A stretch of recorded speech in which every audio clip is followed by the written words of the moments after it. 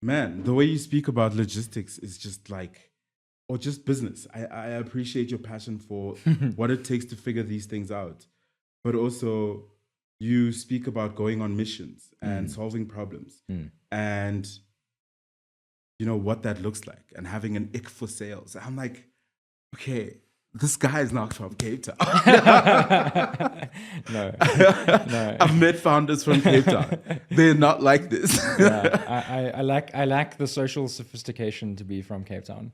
Oh, yes. I can't navigate through spaces subtly. Like I'm saying I'm honest to a fault sounds like a brag, but I mean like literally to a fault. Like it's Yeah. to my detriment that I'm not more sophisticated. I could never be like the head of MI6 or something. I'm just not nuanced. If somebody asked you about it, you just be like, hey, oh, actually. I think gormless is probably the right word.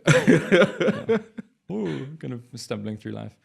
How long were you in Durban for? I grew up in Durbs. I actually grew up in a town just outside of it called Hillcrest, and I was there till I was 19. So I went to primary school in Hillcrest. I went to high school in a school just outside of Hillcrest, and then I went to UKZN for first 2 years of university, and then my girlfriend at the time got a bursary to go to the Waterfront Dance School. And because I was 19, this was like the love of my life. So, wow. So I hustled and found a way to get my own bursaries and scholarships to transfer my credits to UCT. So, I mean, I told my parents and anybody who I needed to keep credibility with that I was going for the sake of the UCT TV script writing program, but I was following a girlfriend. Wonderful woman. The relationship didn't work out. We broke up. Yeah, I was about to ask if the love of your life is It's amazing. It turns out that you have different opinions when you are older than 19 from when you're 19. About the love of your life thing. And other stuff, but I stayed in Cape Town. So that was 2009, I think. So pretty soon I'll have spent as much or more time in Cape Town than I will have in Durban, but I still support the Sharks. I can't get away from that. Of course. What are you going to do, huh? I mean, there's something about working with people from Durban that has a different pace to it. And I think it's true across different cities. The way you work with people from Joburg versus the way you work with people from Cape Town versus people from Durban is like very nuanced. It has its own thing. Yeah, but I love that. Like I really love how big a country South Africa is. I mean, we are huge. Obviously, we're not nearly the size of something like Brazil or the United States, but we're a big, big, big place. And I started thinking about the size of South Africa, obviously, when I got into logistics, because that's a direct impact on the unit ecos, like how far apart things are. But, we are, the Kruger Park is the same land square meterage as England, not quite Great Britain, but England. That's insane. That's 1.6% of our land mass. And we have the same population as that country. So we're a huge country and we're super spread out. And the distance between us means that we have differences. But that's great. That's interesting. Like that we're very, I'm super long on South Africa. I think we're the best country in the world. Quite a long way. Super long on South Africa. Yeah. Long bet. Sure. Yeah. At a time like this when the world is like so weird on who we are and what we're trying to do, what's it like building a business in South Africa? I've never built a business anywhere else. So, it was, I can only speak in terms of what it was like to build my business, I guess. So I'd say in the moment, there were times when it was so hard, it was crippling. Like this is not a unique human experience. People who don't start businesses also sometimes cry in their garage, like after work or whatever. Yeah. But it is huge. It's a huge thing. It's one of those things, at least for me, where I kind of walked into it excited about the prospect of starting a business. And at points when it got really hard, you have moments of clarity almost where you go, oh my God, the the jobs of these people who have joined me on this mission depend on me not screwing up, and consequently the livelihoods of the families attached to them depend on me not screwing up. And again, the same is true for anybody who's an exec in any business, even if they're not a business owner, if they've got people reporting to them. But those, the gravity of that kind of realization adds to the power of a hard moment. So it can be insanely hard. On the other hand, part of the reason why I'm really long on South Africa and also on Africa is we continue to agree that we're doing this thing called capitalism, right, in the world, generally speaking. And that's a story and it's a way of working and stuff that we've made up, but enough people have bought into it and agreed to it that that's essentially, it's real, right? It's a real thing. For that to change, there'd have to be some enormous disruptions in the world, changes, revolutions in the world. So I don't think that's going to change in my lifetime or the lifetime of my children. I could be wrong, but that's kind of my starting premise. Then from there I go, okay, well, what are the fundamentals of capitalism? One of them is the assumption that things have to keep growing, which in of itself I think is a kind of a silly assumption, given that we live on a planet with finite stuff. But let's leave that aside for a second. Okay, so we're going to keep doing this capitalism thing. Stuff has to keep growing. Number must keep going up. And I look around, and there aren't a lot of places left in the world, besides for Africa, where there are big growth gaps that can be jumped on. So for all the crap that we get, and all of the, a lot of the valid criticisms of African leaders at different points, and that stuff, all of that aside, in real terms, like, Africa is where it's at for the next 200 years. Like, I was joking with a friend the other day. I'm kind of looking forward to like the DRC being the police of the world, and people complaining about like how, in the same way that we complain about America, like about about like these assholes in the Congo who like think they can bully the world. Because I mean, like, there are growth quotients that are kind of unmatched in other parts of the world that are remaining in Africa, and then specifically South Africa. I mean, part of the thing is just like an emotional attachment to my home. Like, I love this place, and I recognize how amazing the people are and how amazing the place is. Again, going back to how big it is, it's so incredibly varied. And I'm very passionate about nature and the bush in general. And the natural world of South Africa is, wow, like, the variation is amazing. Any South African that should take a cross-country road trip. So this is so perfectly timed. I literally just did this in April. Oh, great. Cool. Joburg to Cape Town. Yeah. Hours and hours of just road and like, you see it. Yeah. And the first thing is like, okay, this is way bigger than I thought it was. Yeah. This is exponentially bigger than I thought it was. But oh my God, also, it's beautiful. So much more Afrikaans than you think. Yes, also that. Like, there are small pockets of English. Very just like, oh, okay. Yeah. And like, I kept saying this thing, and I think it's an American saying. I definitely like stole it from them. And like, I think other people have said it before. Yeah. It's like, South Africa is God's country. Yeah. Whether it's its beauty, its people, its opportunity, but just like its future too. And like, it just felt like I could believe in something again. And maybe because we're stuck in these, like, one, we're stuck on our phones too much. We're stuck on our TVs too much. We're stuck in our own loops too much. And the algorithms just repeat what you believe. And if you get triggered, it's going to just keep triggering you more because, I mean, why wouldn't I show you the things that make you react the most? Yeah, because they need to sell ads. Exactly. Yeah.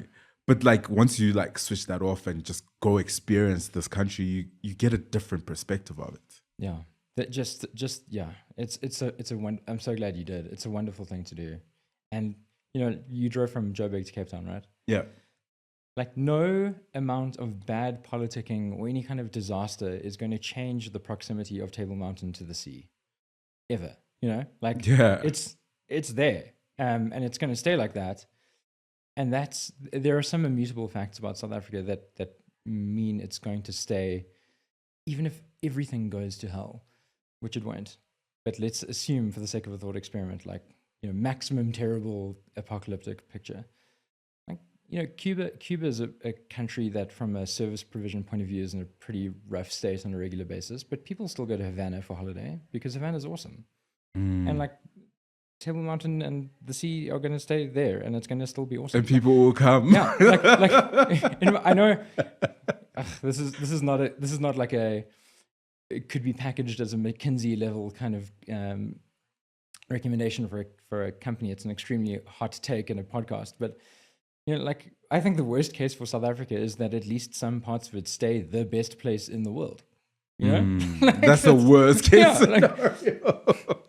It's a pretty good prognosis. Yeah. So that's my bet. I think we have a tremendous amount of demographic growth potential.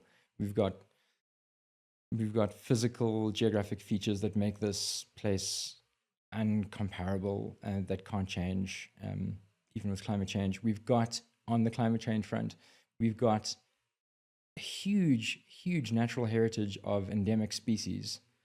We only have them here that are untapped, undescribed even. Like we have species all over the Western Cape that are undescribed. Like no one has, quote unquote, discovered them in the scientific sense, giving it a Latin name and putting it in a journal.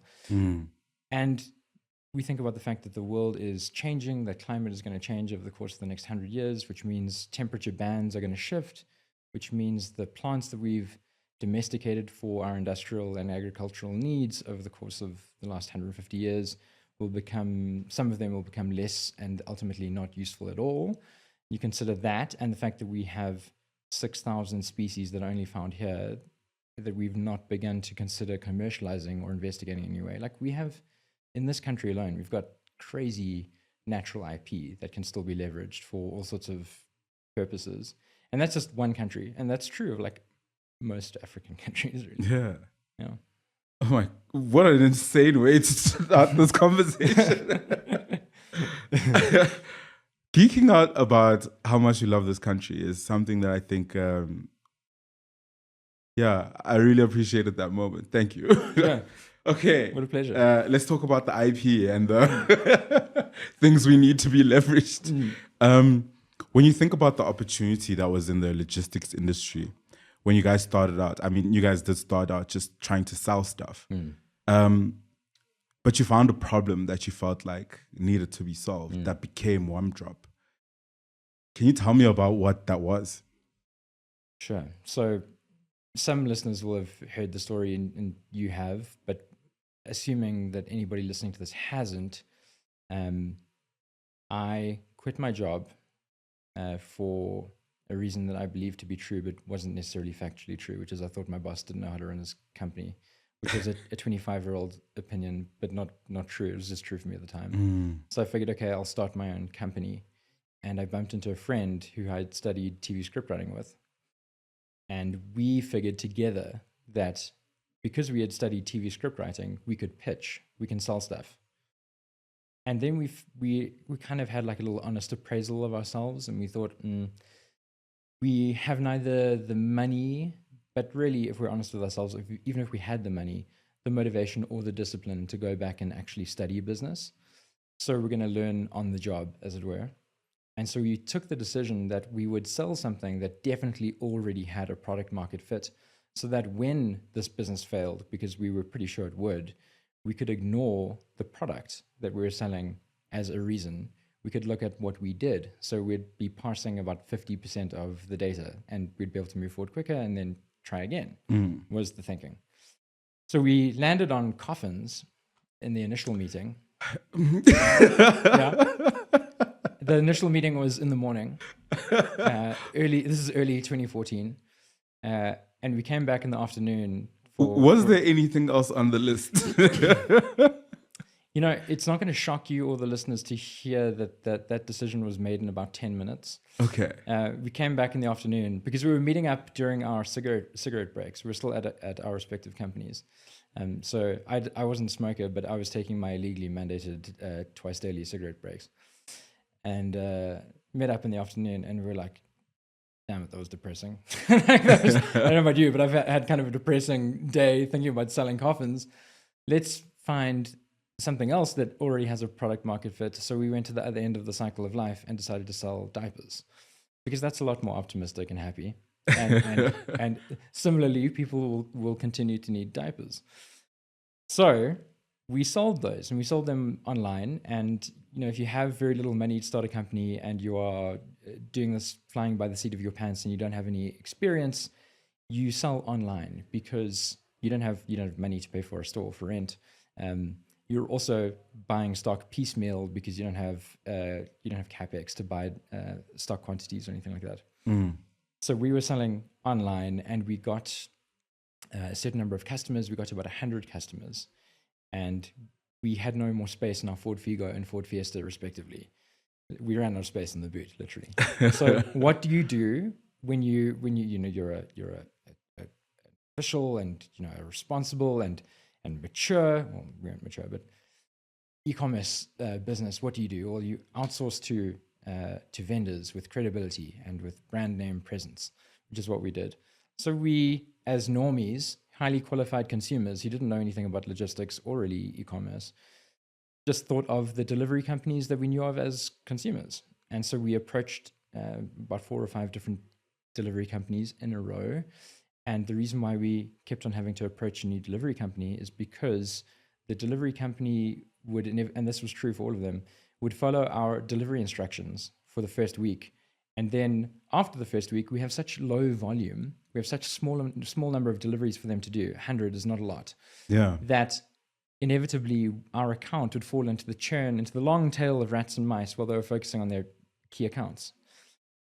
And some operations person would take their eye off it, and they would not follow our instructions. They would just deliver as per their process, which is, from a business person point of view, operationally, that makes sense. It was the salespeople that were getting their ops people in a tough spot by classic move, overselling, right? The upshot of them not following instructions is that we ourselves, as ignorant starters, didn't have any understanding of what the limits or capabilities were of a delivery business, because of the fact that we didn't know anything. We didn't understand their unit ecos, what their different pressures were, etc. So we were very happy to tell our customers that, yes, of course, we'll continue to follow instructions and deliver at specific times to you, which completely screws up route optimization, right? We didn't know or care about that. So by continuing with these delivery companies that we put in an impossible position, frankly, we began to churn some of our customers. And although we were 25-year-olds and had some strong incorrect opinions, one of the lucky ways, one of the things we got lucky with was a bit of, I don't know whether it was wisdom or what, but we got lucky enough to ask the question of somebody who left, why did you leave? Just simple, went to a customer that had churned, was a woman in her early to mid 30s. She lived in Obs in Cape Town, and we said, why did you leave? And she granted us about 20 minutes to half an hour to talk to her. She was awesome. And we asked her the question. She said to us in turn, do you know that you are more expensive than Takealot? And we, of course, knew that we were more expensive than Takealot, but because we're 25-year-old know-nothings who are just kind of stumbling forward without any kind of coherent strategy or plan, we didn't really consider or think about the fact that our customers would know. Or recognize that. So, we had an awkward and long enough pause for her to go like, of course I know that you are more expensive than Takealot. I have Google, you nitwits. Why, if I know that you're more expensive than Takealot, why do you think I buy from you? And again, because we hadn't even considered the first question, we had no answer for the second. And she said, I will tell you. When Takealot delivers to me, they deliver at some point between 9 a.m. and 5 p.m. They don't tell me exactly when they're going to come. They don't even give me any kind of predictability around, we think we're going to come around between 11 and 1. They just say, it's today. I am the partner in this union between me and my partner that is looking after this kid at home. This kid's currently 6 months old. They're napping on a regular basis, but if they are interrupted in any kind of way, they get super grumpy about it, and they have no ability to regulate their emotions, so they pipe 80 decibels directly into my left eardrum, which is a bad time for me when I'm trying to carry on with my work, and maintain some kind of semblance of control over this household in general. And I don't have my partner here to help me because they're making the money that pays for the life of this baby of ours that we feel very strongly about keeping alive. So when your delivery arrives between 9 and 5, like Takealot, it doesn't make sense that I buy from you anymore. I might as well buy from the cheaper guys who are doing as bad a job as you. Sure. Before, you used to arrive at the particular time that I asked you to arrive, because we did. When Roy and I were doing the deliveries, we would deliver at particular times, and you would follow instructions like, please text me, or don't ring the doorbell. And that meant that my baby didn't wake up, which meant I got the benefit of that. So I'm not buying diapers from you, I'm buying the delivery experience. That is so insane. Yeah, I blew our minds. And when you think back at this, like, obviously you guys are going into this with just enthusiasm and energy. Yes. It's got nothing to do with strategy or planning things out. In 2025 parlance, just vibes.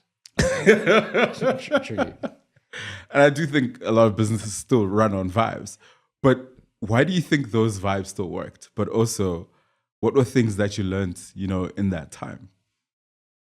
Vibes were and remain helpful for people starting businesses, or at least vibes as a strategy, if we can say that, for a couple of reasons. One, it protects you. Ignorance protects you from fear in some ways.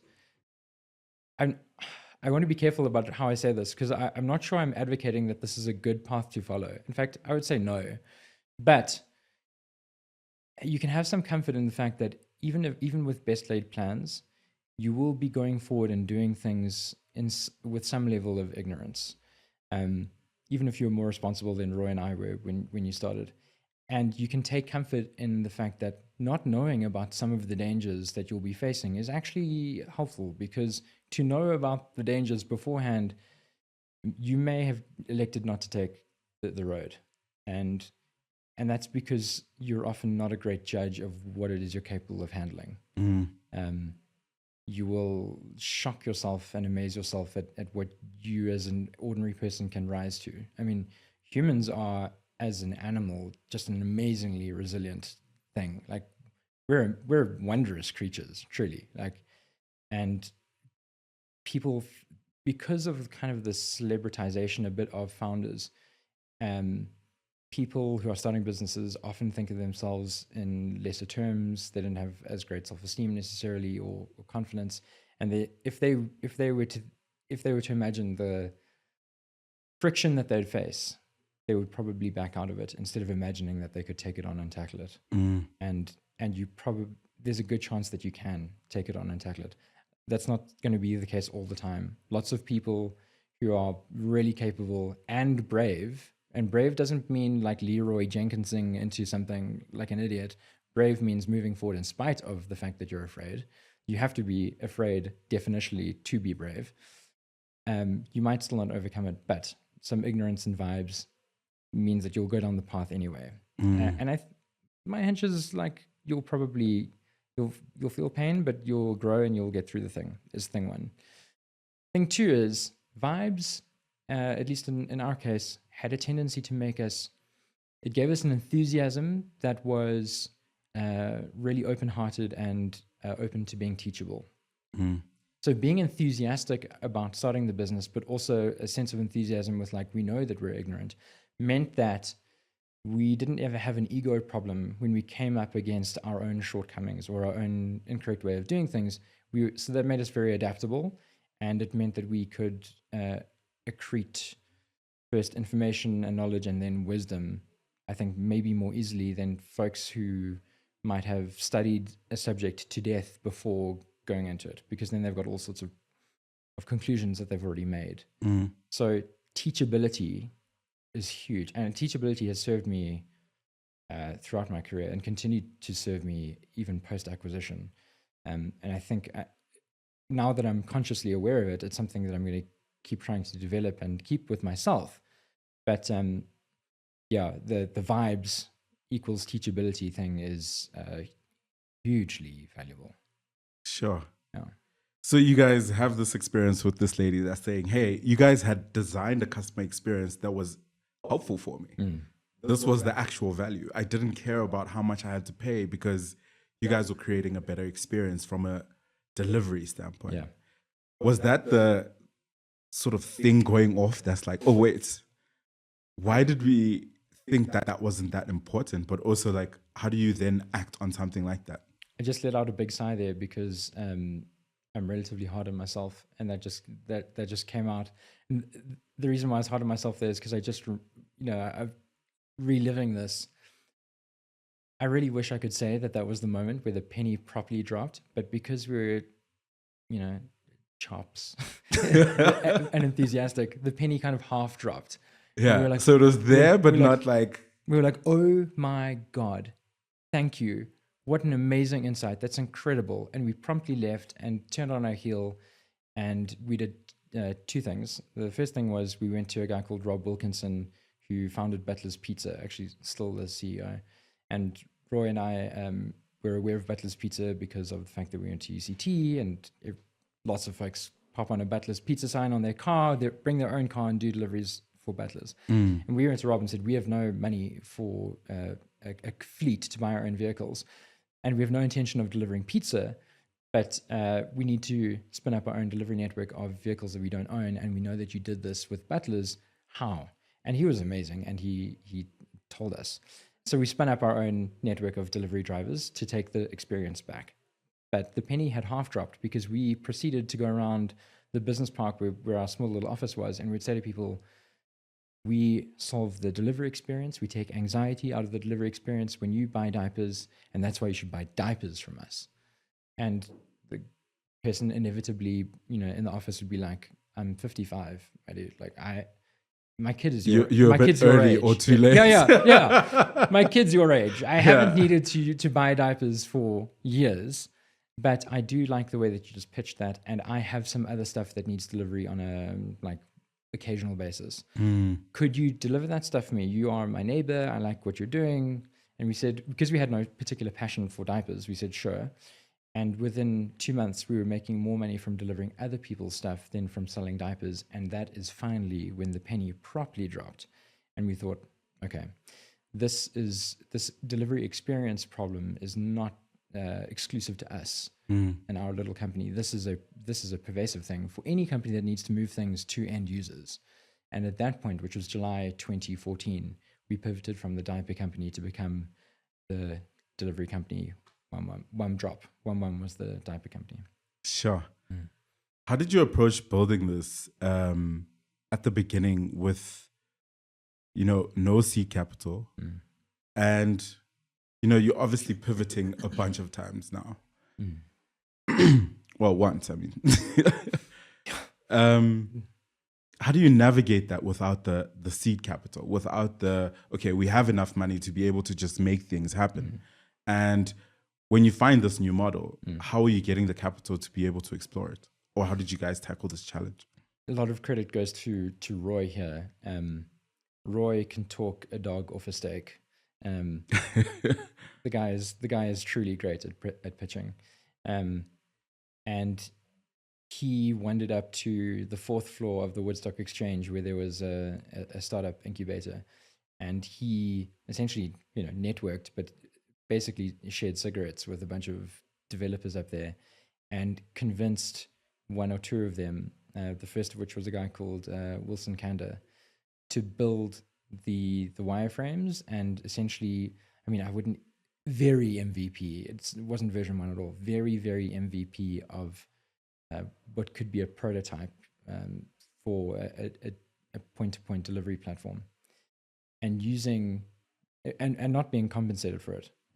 On a hope and a prayer, and using that as a prototype, we went to pitch for seed funding, and we were successful. And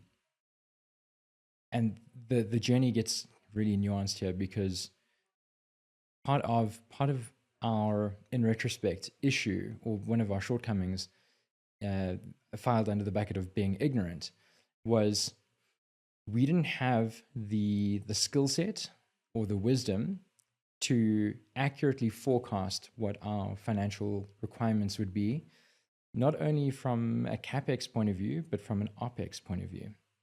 One of the challenges of running a delivery company in South Africa is we had the Group Areas Act in the 50s that the apartheid government instituted.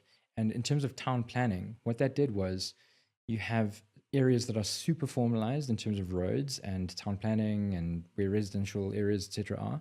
And then you have huge portions of land right next to them, which we all as South Africans have normalized by calling them townships, where the apartheid government had taken people that pushed off land and essentially dumped them in there to both disenfranchise them, make their lives uncomfortable, and keep them close as a source of cheap labor.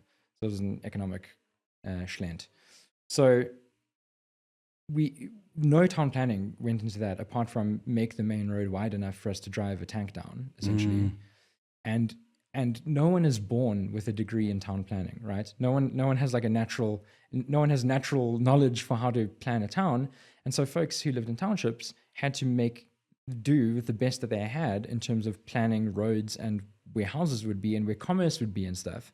So consequently, in South Africa, you have this really higgledy-piggledy situation where you've got formal areas buttressed right up against people living in townships, and there are consumers who need parcels in both.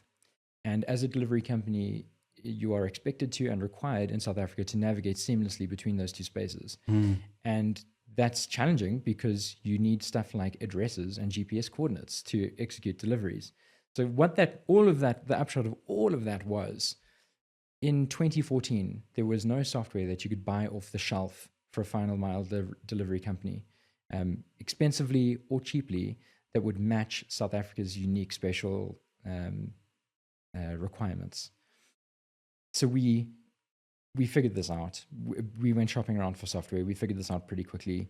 I mean, this was the time when I think Uber had launched in July 2014 in South Africa. So it was like that nascent,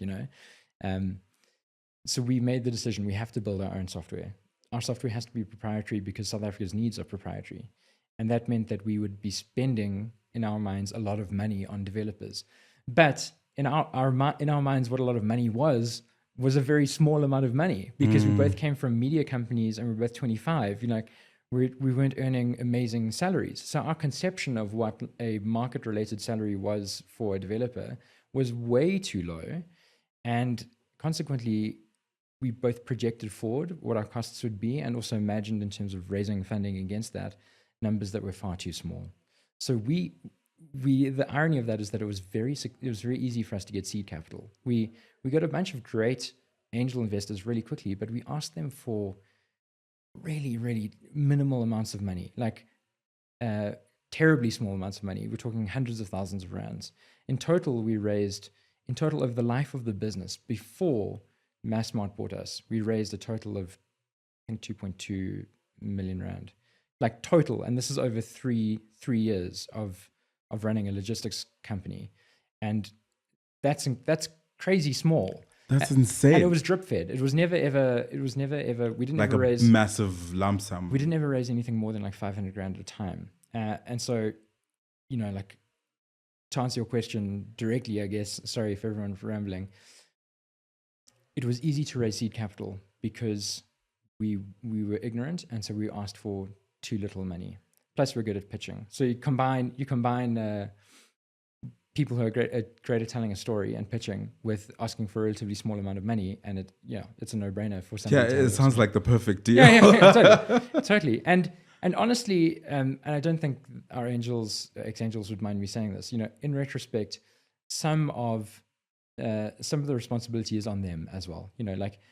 I would say, as an investor, there's definitely a responsibility on you to thoroughly sense check what are the capabilities, the competencies of the people that you're investing in. There is a difference between natural leadership and charisma and competency, executive competency, management. Those are skills. And if you've got two ex-screenwriters who are 25, you can probably assume that their financial modeling competency has got a little bit left to be desired.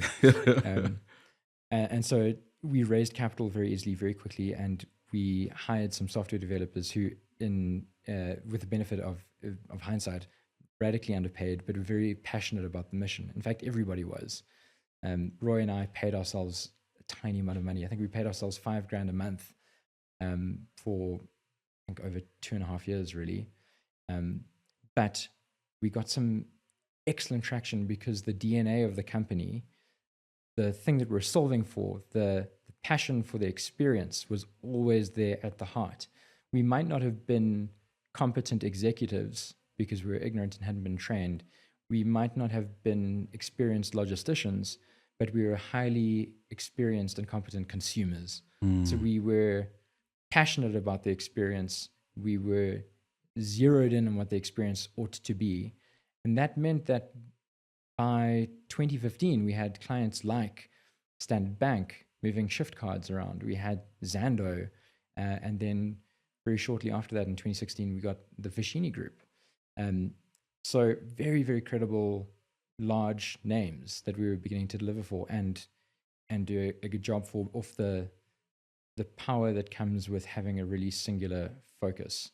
I would recommend to anybody starting a business that you do get a little bit of management competency and training ahead of time, if not subject matter training. But what you definitely cannot do without, whether you have lots of training or not, is if you don't have a clear, simple mission that you are extremely passionate about, don't go through the trouble of starting a business. It's hard and painful. And that the nuclear core of that thing is both the thing that will make you successful, but also what will get you through the hard times. And if you're just doing this for some kind of imagined financial upside, you're not going to have enough juice, and you'll be in pain, and you'll probably be earning less when you go back to the corporate environment. Yeah. You speak about mission, and when you're not paying people what they should be paid, they're usually signing on to something that feels like it's bigger than themselves. Yeah. What was that thing that kept you guys motivated throughout everything that you had to face? I'll speak for the team and then I'll speak for myself. So in general terms, and obviously at like a much more shallow level, because I can't look into the hearts of every person that was there, all of us really were convinced of and super passionate about this delivery experience thing. Like, it was a combination of it being bafflingly silly that the experience was still so bad, and also extremely exciting to see some green shoots about the fact that we could solve that. So there's a nice heady mix there of ambition, tangible, possible success, and being validated by big brands that you already know of as a consumer before you've even gone into business. So that, for myself personally, I've got two engines. I think it might be too trite to call them like a good engine and a bad engine, but just for the sake of time and simplicity and stuff. My bad engine is that I've done enough therapy to figure out that this is there, but not enough therapy to deal with this. And I don't know if it's ever going to go away, but I need to keep making more money to feel safe. My dad's business went under when I was 11, and things went very bad from when I was like 11 to 13. And although we still had more material stuff than most South Africans and never went hungry, in my child brain, the story that lodged there was that everything you have can go away like instantly. And that has like stuck with me and hasn't gone away and does not go away. So despite the fact that I've had an exit here and I got a life-changing amount of money, like this year I'm working on more stuff and I'm going to start making more companies because number must go up. And that's, I mean, my therapist would love to talk to me about that for hours, but it is what it is. That's kind of engine one. Engine two is, for whatever reason, I need to make good things. Like I don't feel content. I don't have satisfaction unless I have made something good. Like if I have a bad day at work, for example, it is really fulfilling to me and awesome to make food for people. Like, it's not an extra burden for me to go and make a meal. I love cooking. I love making because it's an objectively nutritious and good thing for people. And I feel exactly the same about business. I feel the same about art, about photography, singing, or whatever I'm doing. I love making a good thing that's edifying for people. And that holds engine the bad engine intention, because if I didn't have that, then I could just become like a prosperity gospel preacher and I'd already have 2 jets, but I feel bad about harming people. So I can't do that. I have to make good things. So how I carried on and what motivated me was these 2 things, like I needed, the story I told myself was that for me to get what I needed in terms of a safe amount of money, I could never rely on a salary. I would need to start a business and make an inordinate amount of money that way. And the fear there is huge. Like the fear is, it's something akin to like death. It's obviously not actual death, but it's a huge, scary thing for the prospect of me not being successful. And that's not to say that I'm like a cowboy and so or like my amygdala is not working and so that's why I can take big risks. I've often in this 10-year journey been petrified, terrified, but I'm more afraid of that thing. And so the risk that I have to take is less scary than that thing. And that's why I will continue on and why I will recover from setbacks and stuff. Like I'm basically a honey badger. Like to kill me, you'll have to tie me to a tree and shoot me. Like I'm just, I'm not going to stop because of that thing. And then you combine that with thing 2, which is like a drive to make a good thing. To jump forward to when I eventually left the business after my earnout. One of the things, apart from I succeeded at my earnout and I hit the metrics that Walmart wanted me to hit, which is awesome, and I'm flipping glad that happened. But one of the reasons why I could walk away at that point, apart from the fact that like you should quit while you're ahead, was because I felt satisfied that WumDrop version 1 had now been completed. Like 1.0 of what I imagined existed, and it was a good, sustainable business that could scale and made a positive difference. That was enormously satisfying for me, and so I could go and do something else. And like I don't have a desire. I think a lot of founders often have a desire to like check back in or like make sure that things are still running the way that they want it. I have no desire to do that. I'm quite excited for the team, the amazing team that's still there, to make it however they want to make it. Like it's their thing to make now. I've been satisfied by making WumDrop 1.0. Sure. How important has storytelling been throughout this journey in really helping you make people learn about your mission? But more than that, really start backing you. I think a lot of entrepreneurs don't recognize how important it is that people understand you. But more than just understand you is, believe in you and trust you and say, I'm not just going to put money into you. I want to work with you.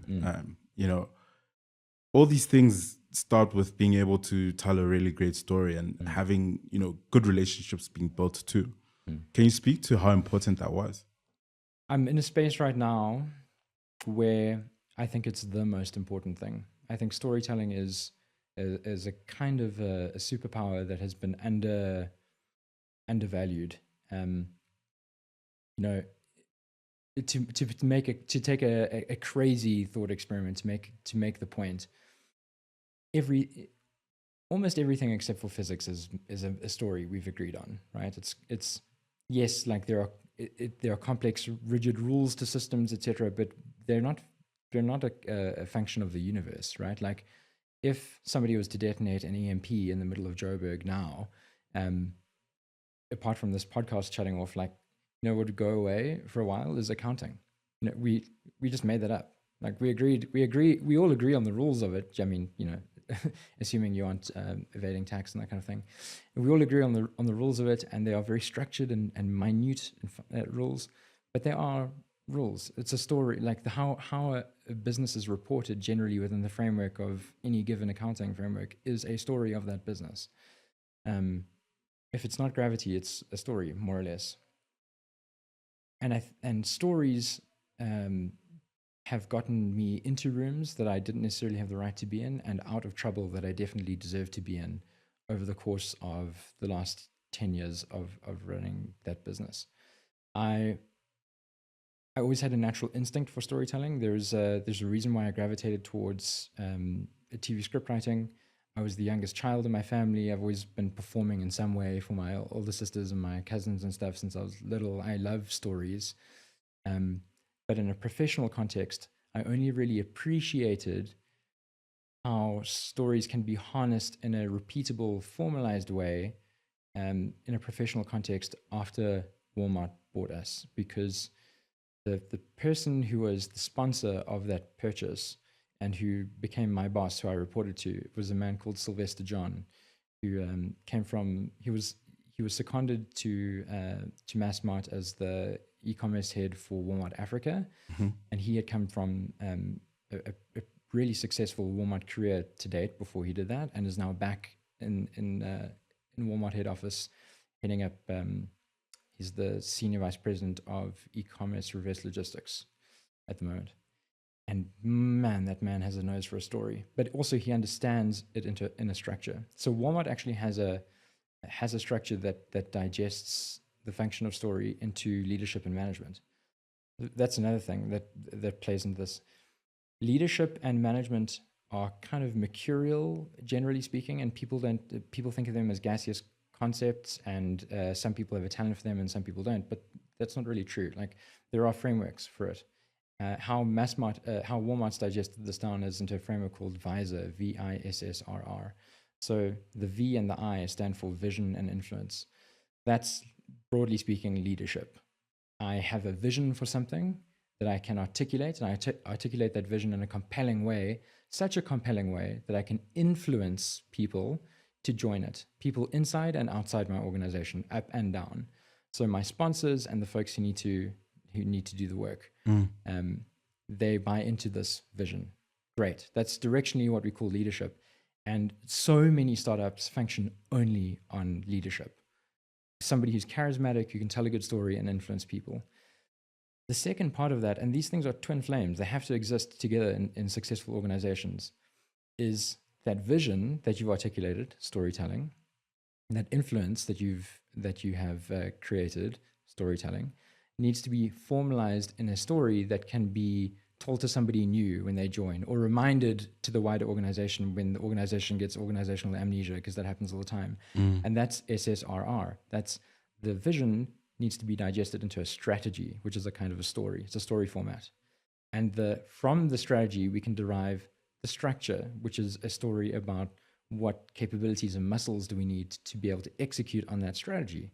And then we get to tell a story about, if that's the structure, because we've agreed that this is the vision and therefore the strategy, what kind of resources do we need to power that? And then the last R is not really storytelling, but it's roadblocks, because folks are going to nibble away at your vision. They're going to nibble away at your budget, that resource. They're going to, the world's going to change around you. Today comes with its own problems, and you're going to kick out those roadblocks to empower the people to execute on that strategy, that the resources that you've gotten. And so there's leadership, there's management, but storytelling is a through line through all of it. Like, if you are an executive that's not great at articulating the importance of each of those steps, and also what the grand vision is, and therefore what the strategy is, and you're frankly just a less effective executive. Like, it doesn't matter how great you are at mental maths or how good your financial modeling, etc., is. If you can't connect it to the why of the company, you are less effective than the person who can. And I think in a world where we're moving towards artificial general intelligence taking over a lot of the management functions that I just articulated there, because a computer will be able to spit out a fantastic financial model. And a strategy sometimes. Yeah, exactly. Yeah. How much more important does storytelling become for you as an executive, or for you as a startup founder? I'd say massively important. So yeah, to put a punchline on that, storytelling, I think, is at the moment just the space I find myself in. I'd say storytelling is almost everything. Like, definitely, if you're better at storytelling than somebody else, you'll outcompete them. And the same is true for brands. Like, it's and then, to get very philosophical, kind of circle back to where we started. The same is true of countries. There's some toxic downsides to this, but the story that America tells itself about itself, and on a continual basis, Like they tell a story about themselves to themselves that doesn't really have a ceiling. Like they're like, oh, we can go to the moon. That's important, you know, like it's important to tell a story that's credible, so it can't be complete nonsense. But we very often, and I think this applies to us as South Africa, we forget to tell ourselves a story about our ability to be great, our ability to do amazing things. Like, and that translates into the fact that we don't really have like a national mission. My God, can you imagine what this place would be like if we generationally had like a area of focus for about 15 years? That's amazing. That would be amazing. Yeah, that's in storytelling. You know, you've had a very important vision that you were chasing and mission that you were chasing, but I don't think it was always like to get acquired. No, yeah, it wasn't. And I think there are people who do start businesses with the intention of being acquired, or even, you know, start businesses with the thinking that, okay, I can raise money and then live off of this for a while, and then what I'm building can work in some ways. But, you know, spending that much time on something where you're constantly figuring it out and you're constantly facing the challenges in the best way that you possibly can, growing through it, becoming the person that you need to become in order to still drive this mission forward and be the right person to drive that mission forward. What's it like to get to, I don't want to say the end of the road, but definitely the great mountain of an organization much larger, international, saying, hey, you know, we understand the value that you've created in this organization, the mission that you guys have pursued, and the work that you've done. And we want to reward you for it in some ways, but also, you know, get that value into our organization and have that thing amplified and scaled in a certain way. What's it like to be acquired? It's different. It's different from when you're first acquired to when you eventually step out. In my case, you know, like no doubt, signing a deal is a euphoric feeling. But in my case, my acquisition, the first time round when Massmart bought 52% of the business, which was buying out our angels in 2017, they bought us for so little money. It was basically like Q1 plant watering budget. That there wasn't any real strategic direction that the organization had for us. And so pretty quickly after being acquired, it was actually an incredibly depressing experience because we were inside a company that was incredibly cost conscious, was under a lot of pressure. The share price was trending the wrong direction. There was a bit of corporate culture, depression, a bit of fear around the water cooler. And all of a sudden, you know, like the bubble of happiness was popped, and we realized we're kind of in a tough place. We were not at risk of being shut down if we didn't very quickly return profit, which is a tough prospect when you are a tiny growing business, right? If anything, you want to be doubling down on loss for the sake of growth to achieve some kind of defensible market position. So that was scary. We survived though, and we got to when Sylvester arrived and when Walmart acquired 100% of the business. And it was less euphoric, obviously, because I was like once bitten, twice shy about the joy of being acquired. But I was given earn-out targets and performance targets for 3 years. And the acquisition from Walmart, from Sylvester, was more along the lines of, I'm taking a bet on you. Here is some sugar up front, but here is more if you hit these particular performance targets over the course of 3 years. And I'm going to help you get there. And my God, he kicked my ass for 6 months straight. He nearly killed me. I was a mixture of terrified, loser complex, overwhelmed. The learning curve was so steep. Yeah, I was back to the crying in the garage kind of space. But I hung on, and after about 6 months, I started to show the sorts of muscles that he was trying to develop in me. And then our bond became very close and much deeper. And I was taken under the wing of an incredibly experienced and incredibly talented executive at the world's biggest retailer. And I learned more in those 2.5 years than I think I would have learned if I'd stayed in WumDrop without him for another 20 years. Walmart is the biggest retailer in the world for a reason. Like they have an all shucks Midwestern brand, but they do not suffer incompetence. They do not suffer fools. You are excellent or you get out, because they are fighting for their lives to stay at number one and the biggest. And you better get damn well on board with that level of performance. And so it was a real training crucible, but unbelievably valuable. And so the affirmation of hitting Walmart's performance standards and being told by Walmart that you did a good job after those 3 years was actually the biggest and best feeling that I felt, out of way bigger than the acquisition. It was the achievement of the goals. And then also wrapped up in that feeling like WumDrop 1.0 had been completed. And that felt like, so what it's like, if we were calling that acquired, what it's like to be acquired is a hugely deep sense of contentment, satisfaction, gratitude, and also, like, I'm not saying this in a bullshit kind of, self-aggrandizing or fake humility sort of way. Really, truly humbling. Like, you can't be successful in selling your business if you didn't start a business in the first place, right? So I do get credit for starting the business. But there were so many steps along that journey, 50-50 decisions that I didn't make out of wisdom, that I just made out of like the same sort of decision where today to get to the studio, I decided to go left instead of go right? Where that if I'd gone right, we would have died. So many of those moments, at least 10. And it's amazing to reflect on that too, like just how lucky I got. I mean, and do you put it down completely to luck, or is there like... It's a mix. Luck.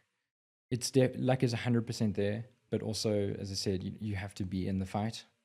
And various points, I've made the active choice not to give up, despite every fiber in me wanting to. So a mixture of hanging in there, teachability for sure, and luck. Yeah. What do you think was the thing that made him want to back you, but also wanted to back WumDrop? Is it the scare, the tech of it, the way you guys built the team? What do you think was like the things that really it came down to? Why he chose to back WumDrop is an easier answer. He started a company called Walmart Spark in the United States, in Walmart, which was essentially exactly the same thing as WumDrop. But it was in Walmart and also executed on by significantly more competent people. And so by the time he came to South Africa, Walmart Spark was doing close to 100,000 deliveries a day. And he had enormous plaudits and credibility inside Walmart for that. And because it was seen rightfully as a bulwark against Amazon and Walmart's strong attempt to hang in there with the e-commerce game. And, more recently now they've gained ground and taken a lot of market share back from Amazon. So he knew that playbook worked, right? So when he came and he saw this business and he looked at the model and he looked at how it was set up, he knew it was the same thing. And the reason why it was the same is because there are some unit economics dynamics that mean that most of these companies have a fairly similar shape. So he was like, that's what that is. Then he talked to me. Now, why he chose to back me, he actually hasn't ever said. Actually, I lie. He has said to me. He has said to me directly, and then dropped some other kind of breadcrumbs. But it definitely wasn't because I was the smartest person available to him, or the most experienced, or the most competent. When I said he kicked my ass in those 6 months, I really mean it. Like, the guy put me through a leadership and management competency car wash. Like, he force fed me information and ways of working and making sure that I stood up. I think he backed me instead of firing me and replacing me, which he absolutely could have very easily, because he recognized, one, that I was intensely passionate about the mission of the business, that I still had that nuclear core for this thing. Even if I still had that, I think he may have chosen to fire me if I also didn't have the second thing. I mean, obviously, best case scenario would have been that I had that and was competent. That would have been the best, but I wasn't, at least not to Walmart standards. But I had that nuclear passion, the core, but I was also teachable, and I was willing to learn, and I was also honest. I wasn't lying to him about what I did know and what I didn't know. I was, and I think he was convinced of that. When he and I talked in person, he saw that when I said I don't know about a thing, that I wasn't lying, or that when I replied yes I do know, that I wasn't lying, or that if I thought I knew but needed to clarify, I would say I think this is it, but I'm not 100% sure. I'm going to go away, clarify, and come back to you, and then I would come back to him at that time. That built trust, and the initial impression was, okay, this guy might be teachable, and then my actions showed that he could trust that I was teachable, and he knew that he knew, having built Walmart Spark, that he could that he could give me the information, and with his help build WumDrop to the level that he needed to build it to, for the sake of the acquisition, because he had already walked that road. So he knew the path. He knew that he could teach me to do it, and that was the bet he made. What does it take to run a company that's now within an organization? And how did your role have to change? But also, how did you have to change? I like a yaw before an answer. I like a yaw. Just a young, oh my goodness, wait. So much change. Well, I'll start with me, because I can just double tap on the stuff that I just said and then move on. I had to become competent in leadership and management. I had to learn those frameworks. I had to also become a leader of leaders. And that leads into the second way, the second thing, which is how did WumDrop have to change? WumDrop had to change dramatically. Not only, and really flowed down from aspiration. So we changed. We thought for the first time deeply about what our aspiration statement would be, what our vision was, not just a statement of who we are, but a statement of who we'll become. And that aspiration statement informed a new strategy, which informed a new organizational shape. And when you're changing the organizational shape of a business, that's huge. That changes a lot. And particularly if you're going to be bringing in new leaders at the top of each of the nodes of that organizational shape, which is what we did. So one of the critical things that we did was we said, and for the listeners, just assume that I've got my hands split apart. We said WumDrop needs to be here, higher level, right? But it's a big jump. And Sylvester obviously asked me, do you know how to get it there? And the honest answer was no. Sylvester, every single day that we do one more delivery is the biggest business I've ever run. But you do know that I can lead people. So what we're going to do is find people who have been at this high level, and we're going to convince them of the mission, get them to come back down to our level, and get them to take us to that higher level. And so we found leaders for each of the department heads to do that in product growth, operations, and finance. And I had an incredible leadership team reporting to me to run professionalize the organization and then mature it and scale it. And all of them did admirably in that space. So organizationally, that's how WumDrop changed really significantly, both in terms of shape and headcount and quality of hire. Like we introduced the Walmart standard of quality for hiring, which is brutal. But it meant that everybody that we added to the team brought amazing value. And so we scaled hugely. We went from kind of limping along at 30 to 40% growth per year while we were inside Massmart to getting into the 80s, 90s, 100% in the Walmart years. What changes when you're inside an organization? Reporting is obviously a thing, like if you've been acquired and you've had maybe angel investors beforehand, depending on who your angels are, you may be used to more or less robust degree of reporting and upward management. But if you're inside a corporate, that's not a negotiable. Like that is happening. And it's happening on a cadence that you might not be used to, i.e. daily, weekly, and then accountability-wise, monthly. So the reporting is happening daily. You're getting a summarized view of it weekly, and the meetings with your reporting stakeholders is happening monthly, which is definitely more frequency than most founders have with their shareholders, right? And the quality of the reporting is significantly higher too, both in terms of the detail, the accuracy of the data, that kind of thing. But really importantly, if you survive long enough, you learn the value of storytelling. And that's not storytelling as in telling fibs. It is amazing. It's incredible. I mean, one takes for granted as a leader that you have to keep reminding your team of what you're doing and why on a continual basis, like team-wide, weekly, monthly, but you'll have interactions with people on a daily basis where you keep correcting the rudder because the rudder wants to move all the time.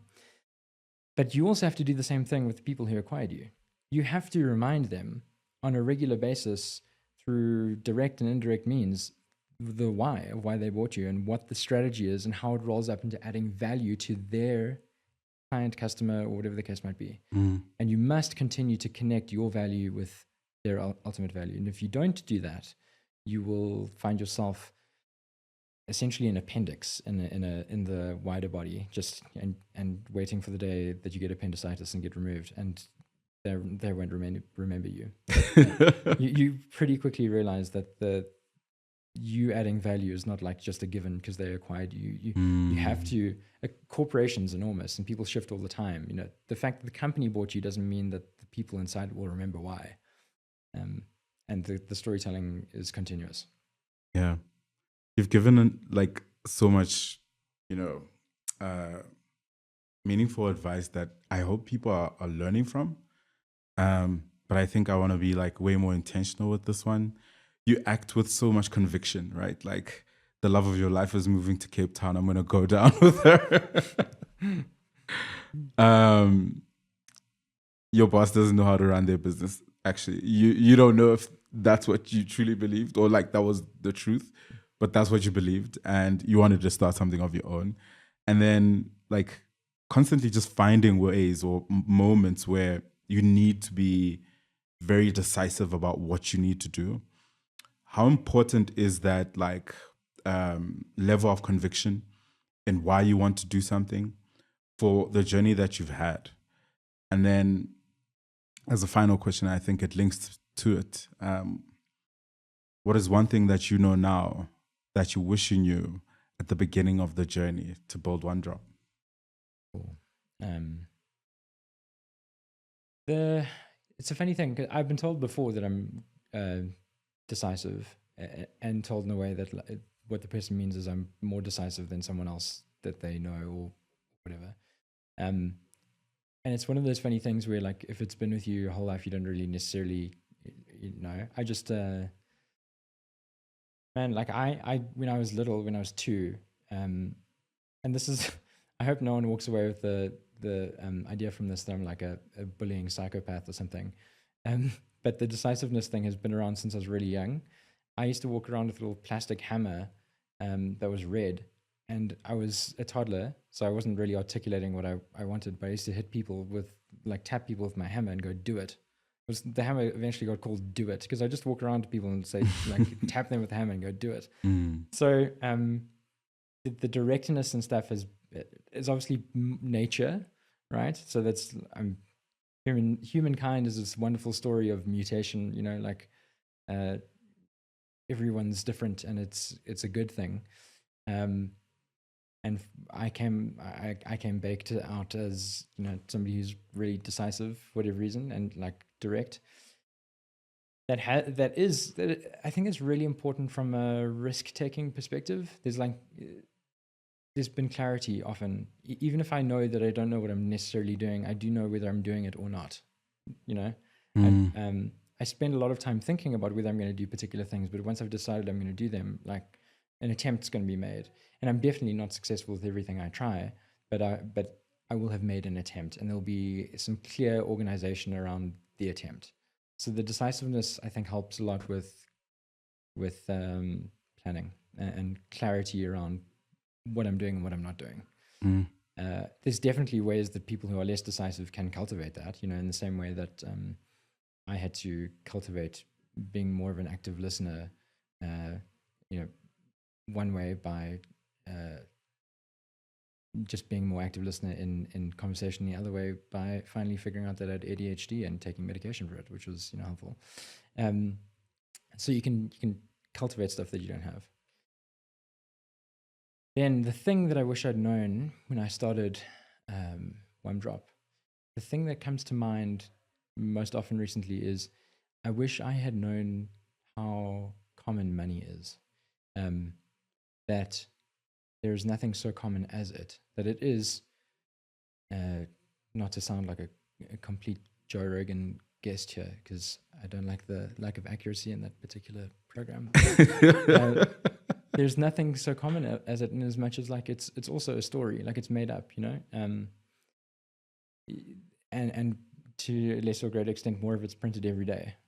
And I fully appreciate, as somebody who has had no money, that when you have no money, it's crushing. It's a lot like how you and I sitting here are not thinking about the fact that we're breathing. Oxygen is at the same time critical to life, but also you and I are not obsessing about oxygen every moment. And I wish, after we had gotten a little bit of breathing room with the first seed capital, that I had that opinion about money, that I had defended more of the equity value of our business, and that I'd been more thoughtful about what shareholders I add to the business, and that it wouldn't just be for the sake of money. If I ever get an investor ever again, money is the least important consideration. Money is the sign on the roller coaster that says you must be this tall to ride. After that is, why are you here? For what reason? What value are you going to be bringing here to this business? What knowledge, what passion, what connection, apart from this really common thing called money.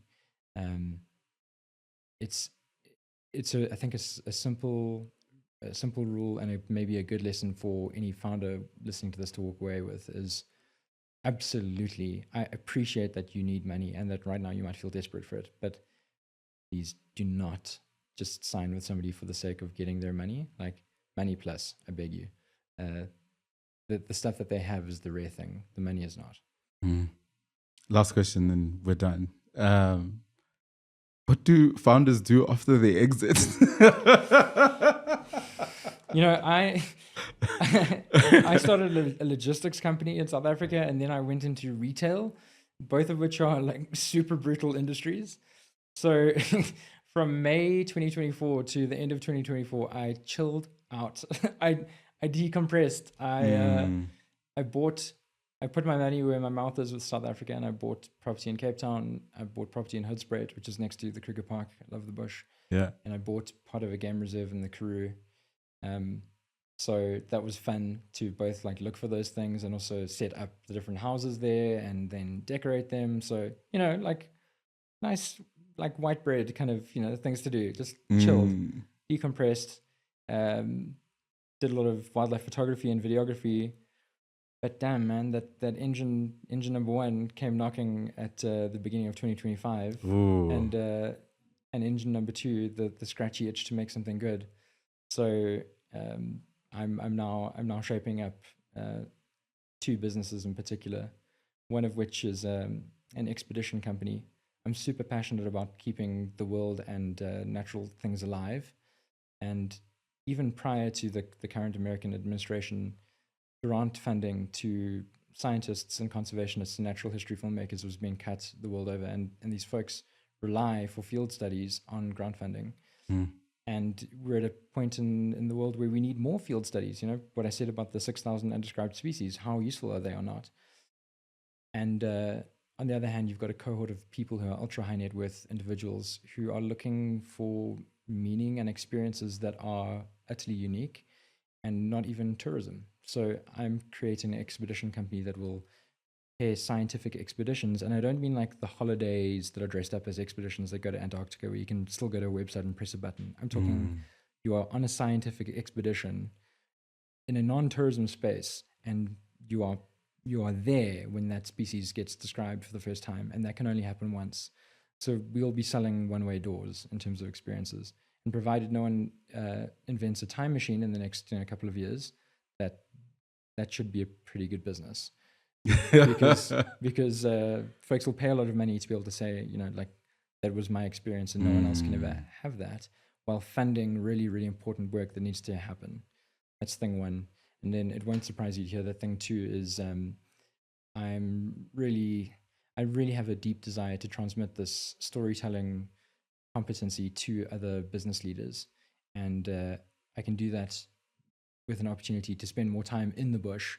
So I'm creating it's at the minimum quarterly, but maximum 8 times a year, retreat for executives to wild spaces where they'll learn about storytelling with myself and my business partner. Francois is the chapter chair of the Explorers Club for Africa, and a subject matter storytelling expert.